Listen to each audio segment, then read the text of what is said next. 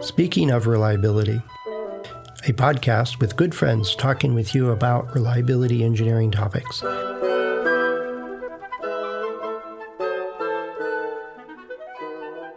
Welcome to Speaking of Reliability. This is Fred Schenkelberg. And this is Chris Jackson. I think we're going to talk today, Fred, about system reliability, because we have a question from one of our listeners. And correct me if I'm wrong, there isn't a lot of information that in the data that our listeners provided us, but there's still information nonetheless. Yeah, I thought about it and I got it this morning, actually. It was a comment on an article, and it was an article about how to use the exponential distribution reliability function. So if you've got a failure rate, or if you got a theta, an MTBF or MTTF, you plug it into the formula and you can calculate for whatever time period you're interested in. You can calculate the reliability for that distribution. It's very easy because it only has one parameter. And the math is pretty simple, e to the negative lambda t kind of thing. And like, if you can handle an exponent, and then you're fine. It's easy. Even Excel can do it. And I thought, even Excel. Yeah, even Excel. But it sent a question and said, can you give another example to calculate equipment reliability?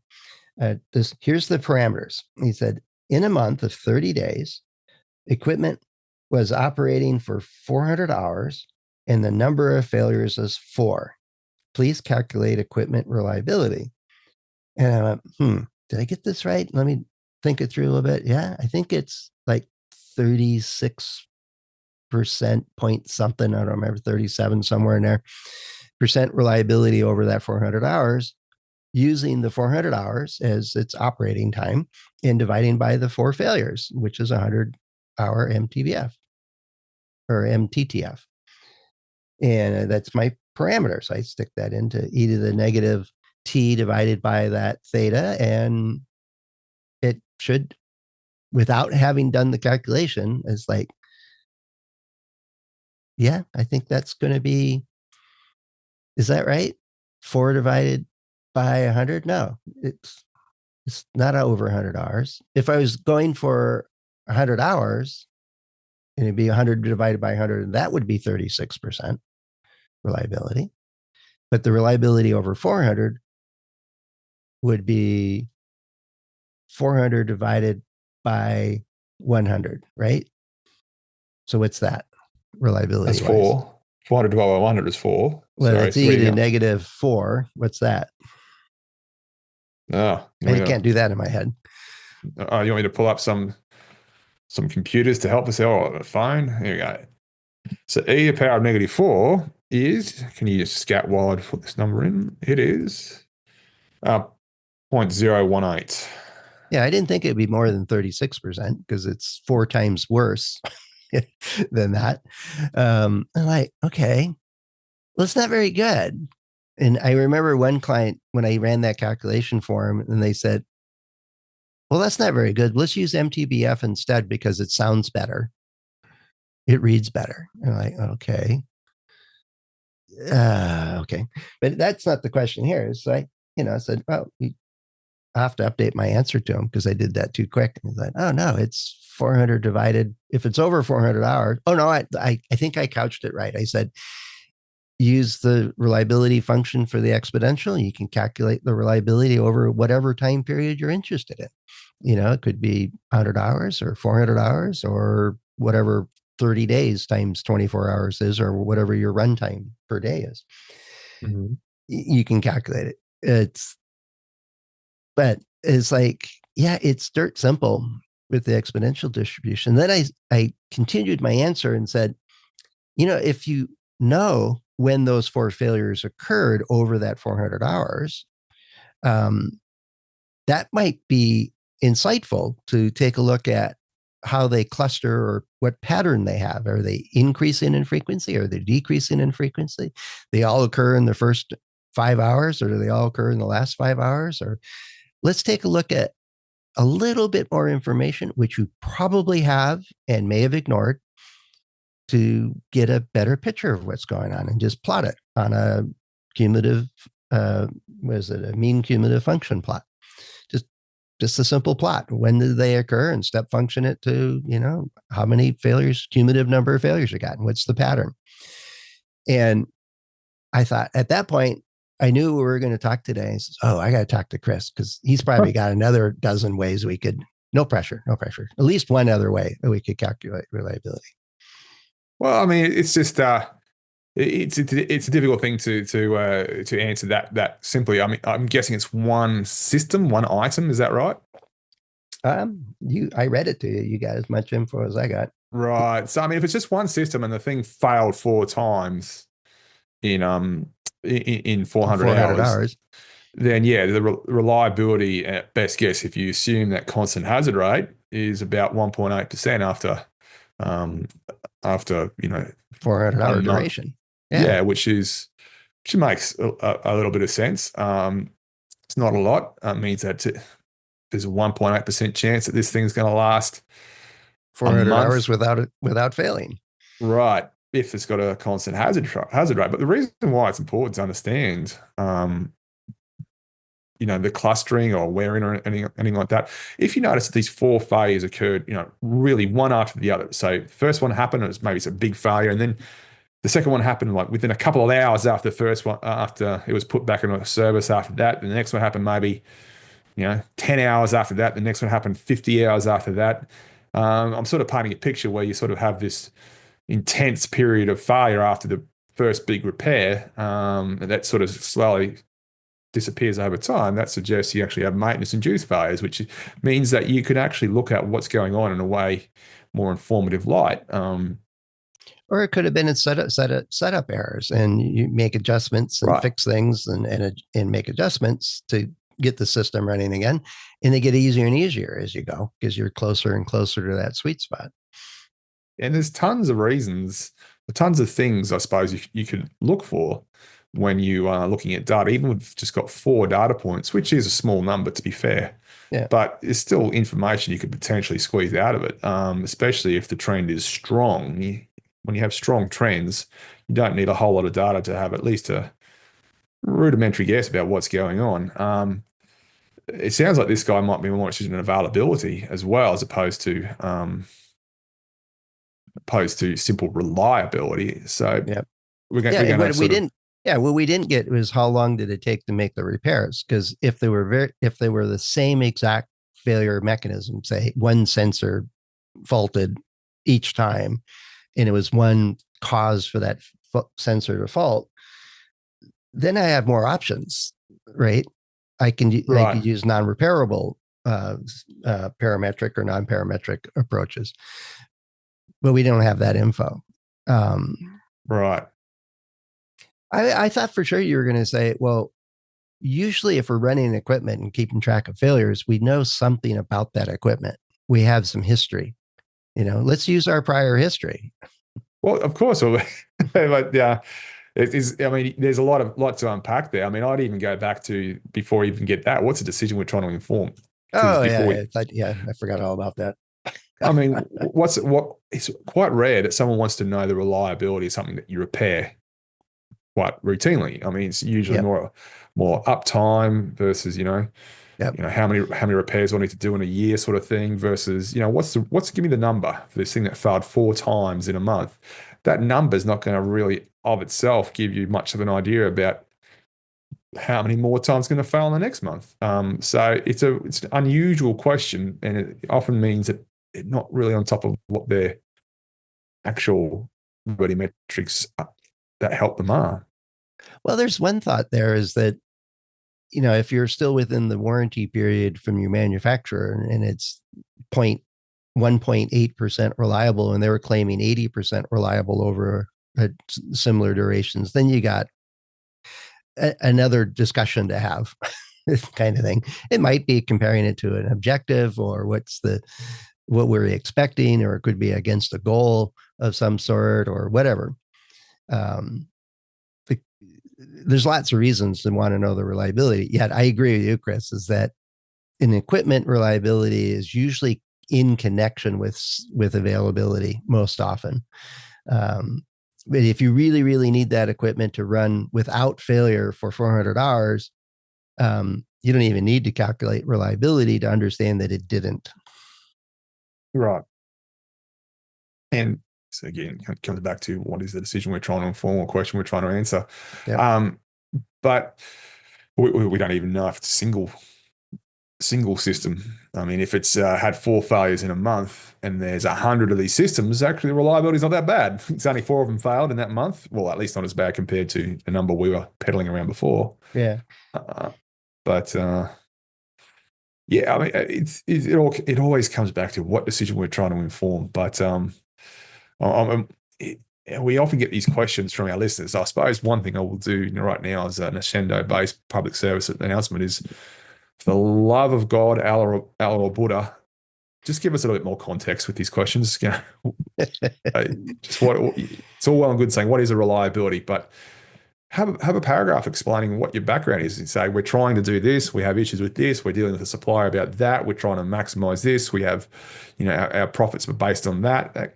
You can get a lot more meaningful answers from us. Yeah, that's We're true. quite speculative right now. Which is kind of fun in itself because we can talk about whatever we want then. But you're right. I think every one time we get one of these calculation type questions is, well, what decision are you trying to work with here? What are you trying to do? Although I have run into somebody I've traded a bunch of messages with over the last couple of months, and they're just happy as a clam to get a random data set and go look at it and analyze it and try this technique, try that technique. And part of it was to practice using the software they're using, and part of it was to learn how to take a look at data more effectively and stuff like that. I thought, okay, sounds like fun. I would do that, and I have done stuff like that. But yeah, we don't typically get people that are doing it for the joy of doing it very often. No, You do. I know you do all the time. it depends what joy means on your planet, but I mean, I don't enjoy doing it pointlessly, but I do enjoy doing data analysis to try and find answers that other people couldn't. I'll be honest about that. Yeah, I mean, yeah, I really enjoyed that part where there was this raft of numbers, and looking at it in a different way. We say, you know what? It's actually not your supplier providing deficient stuff. It is. This was a good case study or an example where it's dealing with a manufacturer or producer of a certain product, and they're concerned that they were concerned / maybe a bit hopeful that the supplier was giving them substandard stuff. yep, And the data was a little bit all over the place. The usage was not consistent which is not a criticism, because the way it was used, each different product gets used by a different user, so you cannot constrain the usage. But that said, the data was relatively good, a lot of censored data, but it was a mess for the sort of what's the word I'm looking for? the The classic casual, analysis type stuff. no, the more casual data analyst, an engineer who doesn't do this day in and out Right. to come to terms with. But yeah, when I was able to go through it and say, I'm sorry, team, you have just specified a part that's too weak. It's very clear that there's nothing wrong with there's no instances of infant mortality. Yeah, it's meeting the spec that you asked for. Mm-hmm. And the error is that you asked for the wrong thing. Right. And so they were, in a way, disappointed because, it's a very, not demeaning, but when you're told, no, this is on you, it's always a bit of a punch in the guts. But the way I try to couch it to them, I said, this is actually really good news, because if you were beating the supplier, if you were really coming down on them heavily, you'd lose your supplier over a problem that's not theirs. So you can go and actually fix a real problem and not waste your time, no matter how good it might feel right now. Berating a supplier, you'll lose that supplier. You'll find it harder to get the next supplier. You'll eventually lose anyway, and you won't know why. So try to couch it in a positive light. There you go. Yeah. No, very clever. I like that.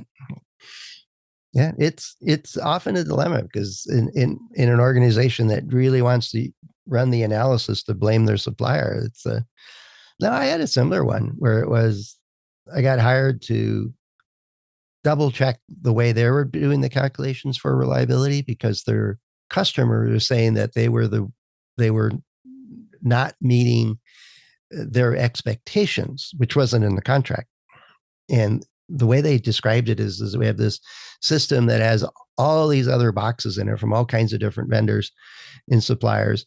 And yours is the way they phrased it was, is yours the tall pole in the tent. Yours is the big problem. And when yours goes down, like anybody else's goes down, we have to abort the mission. We can't operate, and the system goes down. And so they were, even though the folks I was working with were running the calculations and they were pretty close, they were ignoring a handful of things they really shouldn't have ignored, but it didn't materially make a big difference. And yeah, you almost double what they asked you to do in the contract. But the customer was all upset because they were probably looking at a Pareto chart saying, well, this one causes the most problems, so we got to go fix that. But neither side they were arguing over whether they were meeting those terms of the contract or not. And I think they were both missing the picture. It's like, what is it that you need to do to actually make your system better? Right. And maybe working together would make that happen versus yelling at each other over contract terms. Right. Yeah. I found a lot of, I should say, I found out absolutely no problems have been resolved when we've been having contracts at 10 paces. It just doesn't work. It doesn't work. No. Because it's all about the relationship. The contract formalizes the relationship, but it's not the relationship. The way a marriage license isn't a marriage. No. That's probably a good article topic right there. A marriage license of itself is not a marriage. It's the relationship between husband and wife, or two spouses, or whoever. It's a form. It's a recognition by whatever entity, whether it's a church or a state or a city or whatever, that says, yeah, you guys are married. We have a paper trail now. Right. But yeah, it's the idea of, well, can you calculate reliability another way? I want to come back to that just for a moment. Is one, don't assume that you have to use the exponential distribution. Get a little bit more data. You can use mean cumulative plots. You can use a Weibull plot if it makes sense because of the nature of the failures, or shift your focus to maybe what's really important to you is, like you said earlier, Chris, maybe they really should be looking at availability. And, out of a whole month, they're only running for 400 hours. Is that what they intended to do? Was the repair times taking up all the rest of the time available for runtime? Maybe that's the real problem. I'd also say reliability calculations is something you can do in your office where it's air conditioned and you have a nice computer and the coffee pot's not too far away. And yet, if you're trying to make something, you might want to do the failure analysis. Why is it failing? One of the great ways to calculate reliability is when you have no failures, then it's fun. Yeah. Right. Everybody's happy with that, but it's, go fix the problems, go analyze it. I know if I was talking to Kirk, is, well, let's do the failure analysis. I got to channel Kirk here for a moment. Find out what why is it failing? Who cares what the reliability is? If you don't fix the problems, it's going to stay the same or get worse or do some other random thing, and you can happily calculate it again next month. Yet, are you doing anything useful? Is anything changing? Is anything improving? Absolutely. Is measuring important reliability can be important, but it's never as important as improving it or baking it into your design. Again, when it comes back to the decision we're trying to inform. Yeah. If your thing's failing, machine's failing 4 times a month, first off the bat, do RCA to try and work out why it's failing and what can you do to improve it. And of course, we don't know if our listener has already done this, and there's actually a really, really, useful decision, or if they were to provide us that context, we would go, oh, okay, now I see why you want that number. But I would hope they're doing RCA first. All right. So I think we came up with, there's, yes, there's more than one way to do it. We need more context and information because it really starts with, well, what are you trying to do? What decision are you trying to inform? Is this good or not good? Is this, meeting our goals, or is it some other thing why are you calculating it? Now, it could be just because you're trying to learn how to use reliability functions from different distributions. That's fine. It's we didn't get enough context for that. But given all that, if you're in, it's not only an exponential distribution in a that's available for us to do these calculations. There's non-parametric and parametric methods that have different benefits and trade-offs and assumptions underlying them that can allow you to calculate it, a reliability figure of merit, lots of different ways. One of my favorite ways is just look at the problem and go, well, that's not very good, and call it a day, saying your reliability sucks and move on. Yeah. It might be perfectly fine. It might be just anecdotal. Is an alternate way to do it. Use your prior history. Is this the first month you ever ran this? Or if you have 10 years of history, let's get that data and see what it tells us and what's the overall picture of this thing. What's It sort of does sound like it's got 1 month only, doesn't it? When they say, yeah. well, we've got 4 failures in 1 month. What's its reliability? It doesn't sound like something's been doing its job for the last 5 years. Well, and I wonder, it's out of context, but is this the first month that it's had 4 failures ever and it's usually run just flawlessly? Or was it having 100 failures a month and now it's got 4 and it's remarkably better? And they're going to try comparing reliability. Maybe a control chart would be a better process for them. But yeah, we need more context. But the idea is there's a lot of different ways to go about doing the calculation. There isn't one totally, that's the only way we go do it, despite what some textbooks talk about and what some standards suggest and so on. It's let's do the calculation in context of what we're trying to accomplish or what kind of insights we're trying to do. And if you're making assumptions, check those. Let's try it a couple of different ways. What's the ramification if we assume it's a Weibull distribution with a beta of some number based on history?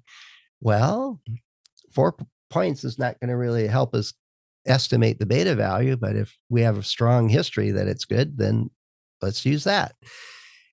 There's lots of options, I think, is the gist of the answer. Pick the one that works for your need, for your decision making, for your context. Right. So if the decision we're trying to inform is, okay, what should our preventive maintenance interval be? Well, firstly, working out if these things are wearing in or wearing out is kind of a big deal. Yep. So the number of times I've seen impressive preventive maintenance regimes rolled out for things that are actually wear-in failures or maintenance-induced failures, i.e. things that are caused. That always happens. It always happens to an extent. Of course, the higher quality maintenance you conduct, the fewer maintenance-induced failures exist, but they always will exist. You can't ever get rid of them completely. But if you say, okay, that's now evidence for us to do more servicing, then you make the problem worse. I've seen that death spiral happen quite a bit. You have a webinar on that one, I think. Yeah, I do actually. But it's bad. Yeah. And my whole take on it is that you got to let the data talk to you, and the data is numbers on a spreadsheet is not sufficient. You got to have it in, well, what are the nature of the failures? What's happening in the system? What did it do last month? What do we expect it to do? All of those things matter in data analysis. It's great to be able to crunch the numbers and get a number out of the end of the day out of your spreadsheet or get a plot. Yet if it doesn't tell a story, if it doesn't reflect reality, it's just a math exercise that in a course you're taking. It's right. Like, okay, I calculated, underline it twice, sand it in. Back in the day when we used paper and pencil, you remember that? But anyway, it's a fair question, so you can do that. So if you're listening to this is a question you got that we got just today, actually. And I thought, well, we could expand on this a little bit, but it comes with a cautionary tale. If you're going to send us a question, send us a little bit of context, really help us help you. And doesn't have to be proprietary or reveal all your trade secrets or send photos of your plant or anything like that. That's give us a little bit about what decision you're trying to inform and a little bit of context of, what kind of data you're collecting and so on. That would all be great. Not necessary. We can wax poetic about pretty vague questions sometimes, but it's more satisfying when we can actually give you some real insight, some help in doing it. But if you're interested in sending us a fully formed, complete request or question, that'd be great, or a random one. Head over to accendoreliability.com/go/SOR. You can find it a couple of ways to get in touch with us. Chris and other hosts of the show are available through LinkedIn and our About pages. So we always look forward to hearing from you. Hope I didn't scare anybody away there, Chris, saying you have to send us a real good question. Well, I just think context helps us give better answers. So if you want us to have to try and spend half the podcast trying to decipher or hypothesize what's really going on, just have those one-liners. But if you really want us to give you an answer that could be very helpful, help us help you give the answer, I suppose, is what I was thinking. Yeah. Are we hallucinating? Is that we're as bad as a chat bot? It's just, our intelligence isn't artificial. There's other adjectives, but yeah, maybe not that. All right. Well, anyway, we look forward to your questions, and we'll see you in the next episode. Take care. Thanks, Chris. Always a pleasure, Fred. Thanks for listening to Speaking of Reliability. We invite you to join the conversation. If you have a question or a topic that you think we should discuss in a future show, please let us know. You can find a comment box below the episode show notes, or just leave a note as part of a review on iTunes.